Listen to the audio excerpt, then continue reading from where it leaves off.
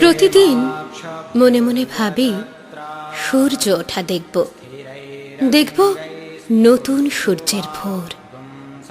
কিন্তু চলমান জীবনের বহমান ঘটনার মধ্যে সকালের সূর্য দেখা আর হয়ে ওঠে না। সারা দিনের ক্লান্তি মুছে ঘুমের দেশে, স্বপ্ন ঘেরা মাঝরাত্রির প্রাণ জাগলেও মন চায় না বিছানা ছাড়তে। তাই প্রতিদিনই সূর্যমামা লাফ দিয়ে আকাশের অনেকটা ওপরে।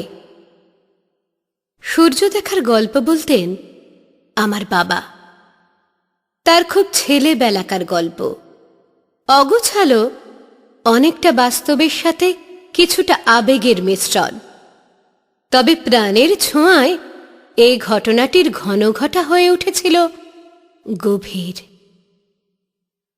আমার বাবার ঠাকুমা ছিলেন বেশ গম্ভীর প্রকৃতির মহিলা। স্বামীর দ্বিতীয় বিবাহে মনের আঘাতে বাইরের রাশভারী ভাবটাও তাই একটু বেশিই ছিল। সারা বাড়ি তার ভয়ে কাঁপলেও আমার বাবা ছিলেন তার খুব আদরের। বরিশালের এক প্রত্যন্ত গ্রামে ছিল আমাদের বাড়ি। আমি কেন, আমি তো বর্তমান, ছিল তো ইতিহাস। তাই বাবার কথাই বলি, বাবাদের বাড়ি। আম আর আমলকির বনে ঘেরা ছিল চারদিক, আর ছিল তাল।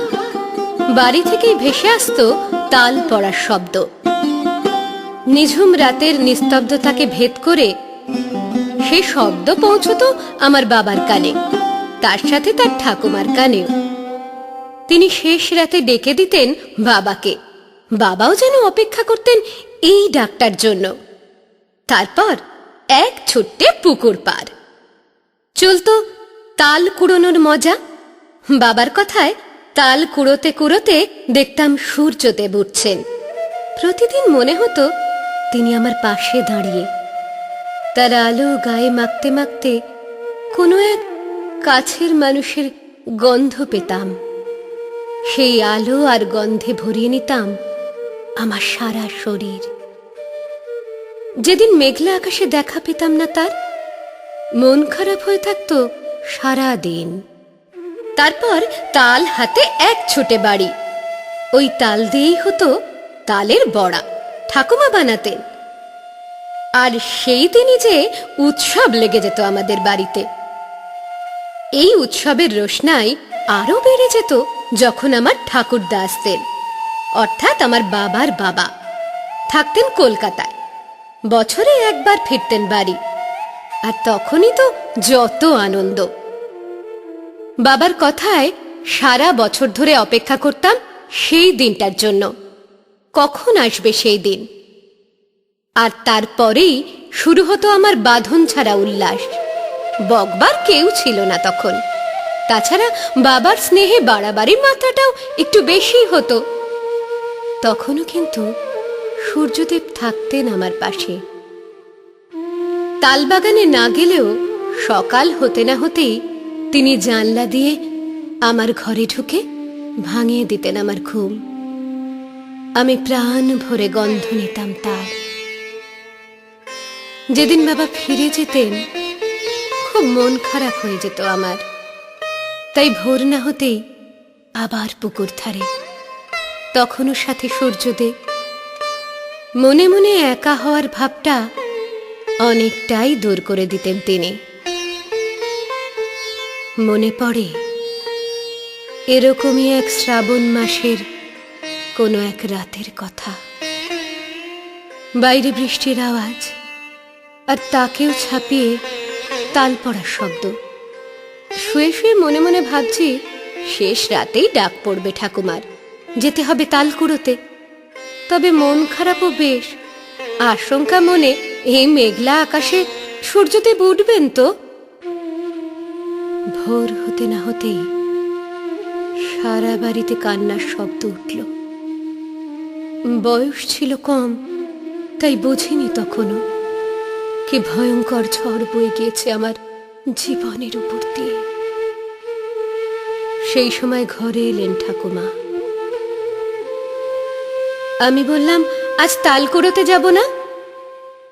ঠাকুমা আমাকে বুকে জড়িয়ে নিয়ে বললেন, এখন তোমায় যেতে হবে পুকুরে, জলে স্নান করে প্রণাম করতে হবে সূর্যদেবকে। কাল রাতে তোমার বাবা তার কাছে চলে গিয়েছেন। সবটা বুঝতে না পারলেও এটা বুঝতে পারলাম যে আমি একা হয়ে গেছি। আমাকে ছেড়ে তিনি এখন অনেক দূরের পথে হেঁটে চলেছেন। আমায় নিয়ে যাওয়া হলো পুকুর ঘাটে। আশ্চর্য, রাতের মেঘ সরে সূর্যদেব দেখা দিয়েছেন। পুকুরের জলে স্নান সেরে তাকালাম সূর্যের দিকে। তার আলোতে ভেসে গেলাম, প্রাণ ভরে নিলাম তার গন্ধ। আর হঠাৎ করেই যেন চিনতে পারলাম এই না চিনে ওঠাটাকে। আমার বাবার গায়ের গন্ধের সাথে যেন মিলে মিশে গেছে সকালের আলোর সূর্যের গন্ধ। প্রাণ ভরে আঁকড়ে থাকতে চাইলাম, বুক ভরে গ্রহণ করলাম তাকে। বহুদূর থেকে যেন ভেসে আসছিল একটা সুর।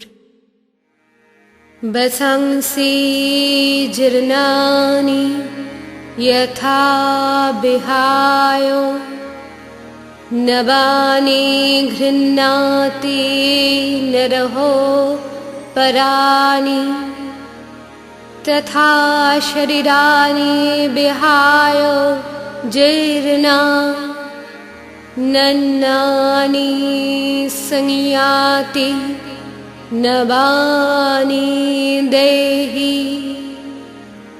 হঠাৎ একদল পাজি মেঘ এসে আড়াল করল আলো। সেদিনের মতো সূর্যদেব আর উঠলেন না, আমার জীবনের জন্যেও না। কারণ তারপর থেকে সকালের সূর্যের আলোয় আর কোনো গন্ধ পাইনি আমি।